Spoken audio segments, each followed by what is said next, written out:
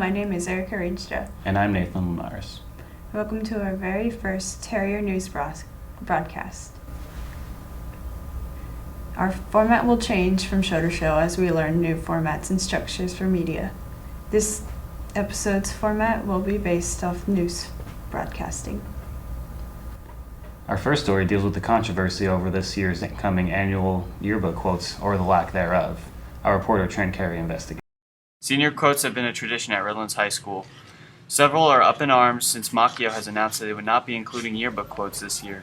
We interviewed Garrett Harris, the maker of the petition to bring back yearbook quotes. I made the petition because I heard that there was not going to be any more senior quotes, and I decided that we should get them since every other senior has got them so far. I think the quotes were removed because there's a lot of messed up quotes last year, and they just didn't do that well, so they removed them. After interviewing Garrett, we interviewed Miss Pern, and as principal, holds jurisdiction over Macchio but does not want to interfere with production. She also states that the petition will most likely make no change, as yearbooks have recently been switching out yearbook quotes for other alternatives.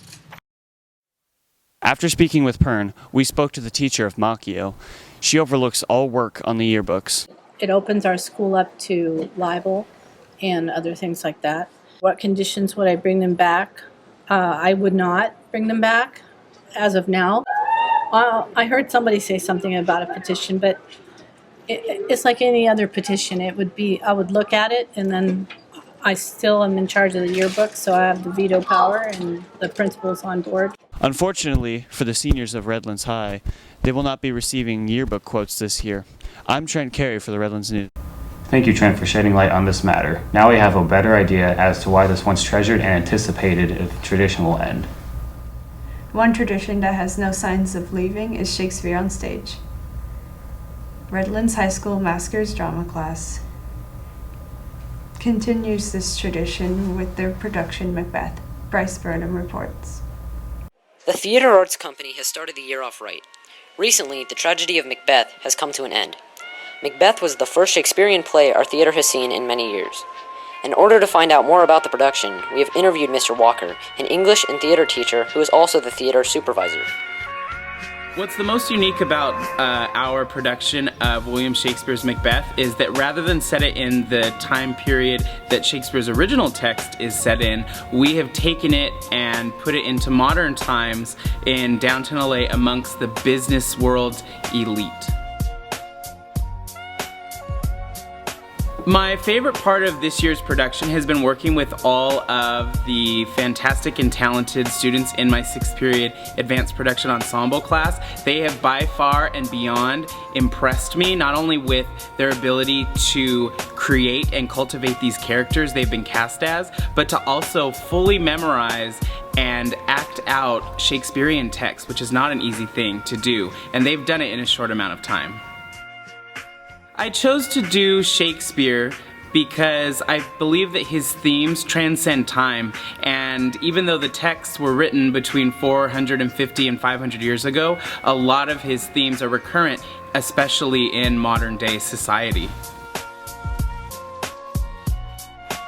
Macbeth is truly about what happens to a person on the inside when the unchecked levels of power, greed, and ambition from the outside start to filter their way out, and you really see what is dark within human nature and what we as human beings are truly capable of. My plan for theater this year is to continue to grow and develop this already existing program. I want to keep a lot of what RHS has as a tradition for the Theater Arts Company, while also infusing a few of my own new techniques and learned skills. As you can see from Macbeth, theater has been a huge success this year. We plan to do many more shows, have bigger audiences, and it's going to be giant. So be there. I'm Bryce Burnham signing out. See you in the next show. Thank you, Bryce, for giving us an inside look of what goes on behind stage of a production. To be a double threat to entertainment, you could sing or dance as well. One place to develop your dancing skill is in the dance club with Miss Ochoa. The next story with reporter Michael Pagato will give you happy feet. Arches B-Boy Club is only a small part in a well-oiled machine of over 1 million plus B-boys and B-girls throughout the world. This club is one of many various dance clubs in the campus. This is my second year advising, and the reason why I agreed to be the advisor for this club is because I myself was a hip-hop dancer. I was always part of a dance group, and I know the importance of being part of a group like this where you could express your creativity. Dance could be a lifestyle if they choose to keep it a big part of their lives. Most dancers do like to keep dance as a huge part of their lives as an outlet. Hip-hop has changed throughout the years.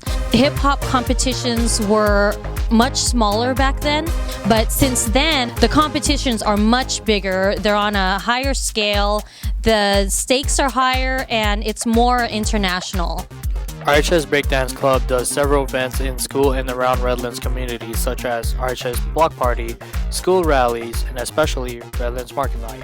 They have a very large impact on its members. Arches B-Boy Club have many members that dance with creativity. I'm Michael Pagato reporting in for Digital Dogs. Thank you, Michael. The moves you learn in the school club you can use at clubs outside of school as well. Another club on campus that has an important role is the Gay Straight Alliance Club, an organization dedicated to bridging the acceptance gap. Steve and Julio report. The Digital Dogs interviewed Ms. McLean, the advisor of the Gay Straight Alliance Club, to hear what the club is about and what they offer in terms of support and campus involvement. I think that rights for students who identify as lesbian, gay, straight, or anything else need someone to help them feel supported and to know what their rights are. Students who identify as transgender have a restroom that they can use in the health office, but what we're working on is creating a gender-neutral restroom where they don't have to choose.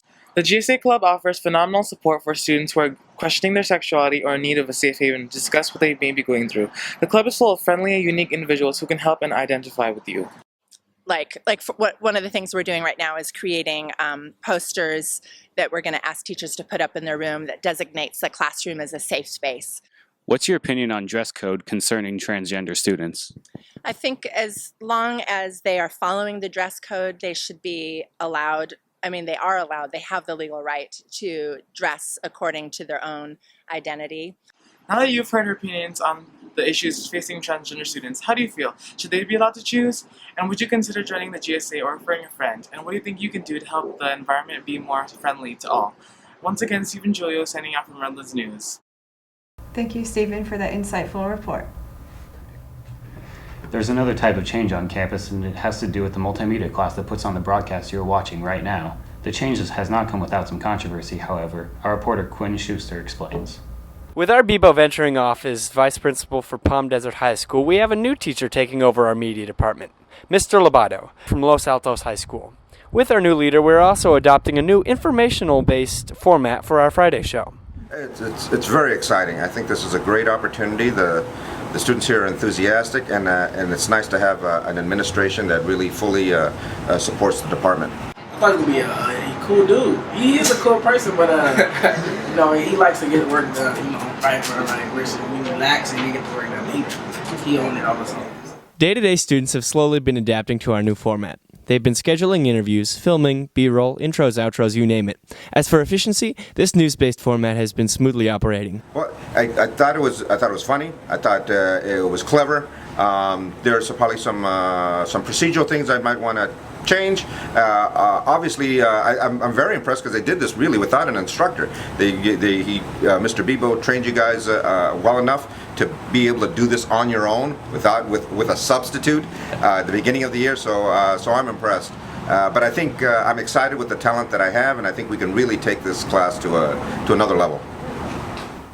For the students now taking the regular multimedia class, it may be easier to adapt to a news-based format. For instance, if a student learns multimedia with Mr. Lobato rather than Bebo, it'd be easier to join advanced multimedia already being used to Lobato's format. With that being said, the students who are already in the advanced multimedia class may have a harder time learning from Lobato after getting used to Bebo's leadership. Well, I think Mr. Bebo created a great program. I'm trying to keep as much of it as I can.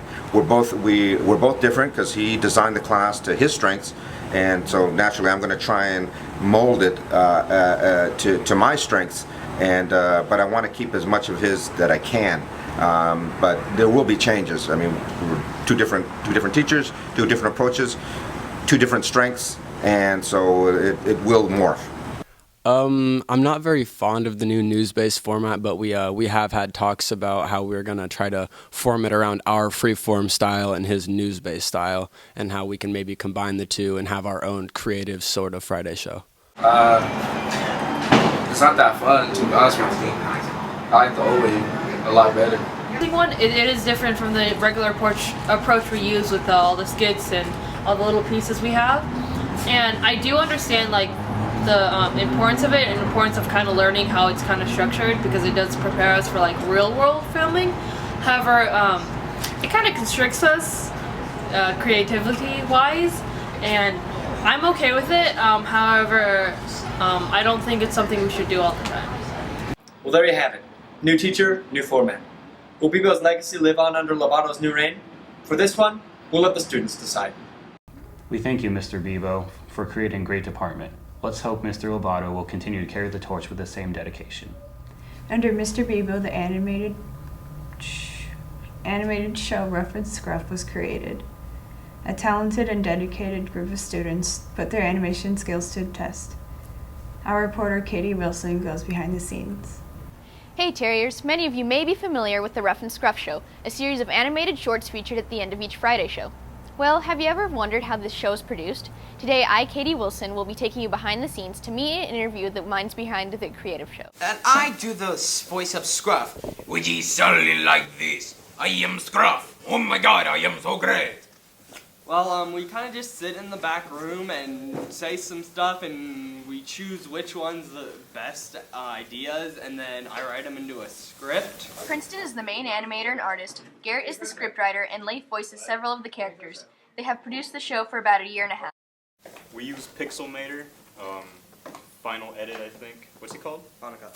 Final Cut, and Motion, and that's about it. It could take anywhere from a month to 2 months, just depending on how fast our animator works and the quality. Well, you can expect better stories, better animation, and maybe some more innuendos and violent stuff.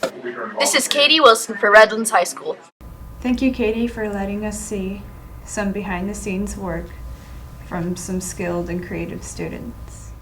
Thank you for joining us on this new experimental phase of the Friday Show. Let's hope the fun continues. I'm Nathan Linares. And I'm Erica Rinsha. Thank you for watching, and till next time, take care.